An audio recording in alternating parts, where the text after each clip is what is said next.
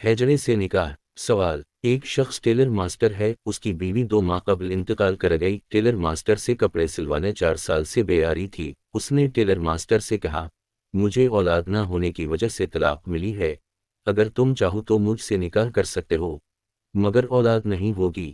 Tailor master کے پہلی بیوی سے 7 بچے ہیں، وہ بے سے نکاح کر لیتا ہے، مگر پتہ چلتا ہے کہ وہ عورت نہیں بلکہ ہجڑا ہے۔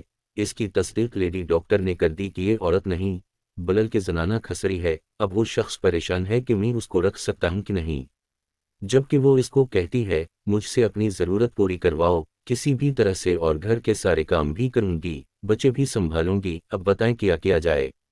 محلے کے مولوی صاحب کہتے ہیں کہ یہ نکاح قائم نہیں ہوا۔ جواب: انسانی افراد میں سے خنثی وہ فرد ہے جس میں مذکر و مؤنث دونوں کی علامات پائی جائیں۔ بالغ ہونے سے پہلے اگر وہ لڑکے کی طرف پیشاب کرے تو اس کے احکام لڑکوں والے ہوں گے، اور اگر لڑکی کی طرف پیشاب کرے تو اس پر لڑکی کے احکام مرتب ہوں گے۔ بالغ ہونے کے بعد اگر اس کی داڑھی نکل آئے یا عورت سے ہم بستری کے قابل ہو جائے یا مردوں کی طرح اسے احتلام ہونے لگے تو وہ مرد شمار ہوگا، اور اگر اس کا سینہ نکل آئے یا ہیض آنے لگے تو اس پر عورت کے احکام مرتب ہوں گے، اور اگر کوئی علامت بھی ظاہر نہ ہو یا دونوں علامتیں ہوں اور پہچان یا ترجیح مشکل ہو تو پھر وہ خنثی مشکل ہے۔ فتاوی شامی 6/729 توئے سعید۔